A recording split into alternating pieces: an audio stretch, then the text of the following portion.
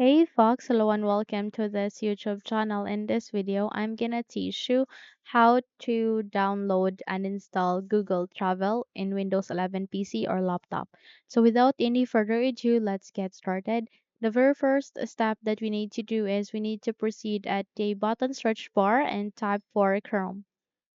Once you have typed it, okay, you need to wait until a best match would appear, which is a Google Chrome. So click on Open and wait until you are being redirected to the Google Chrome browser.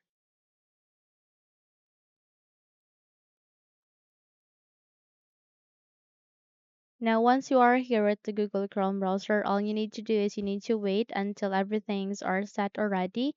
Once it is being ready, please proceed at the upper right side of that where you can see different options. Look for this icon, tap on it to see Google Apps and scroll down and look for Travel or Google Travel.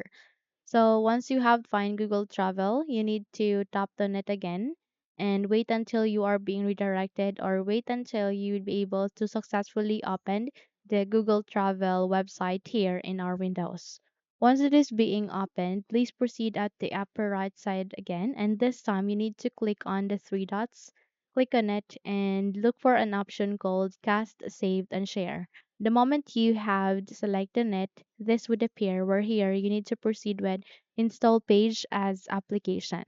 So the next thing that you need to do is you need to tap the net and this window would confirm you to proceed your action. Click on install and wait until a new window would appear, which is our Google Travel.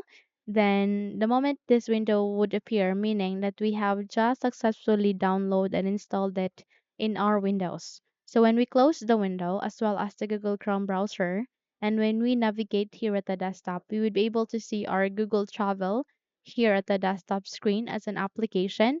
And when we try to search it here at the bottom search bar and type for travel, we would be able to see a best matched. Okay, so let's search for the correct name, trips. Okay, trips all in one place, which is the Travel.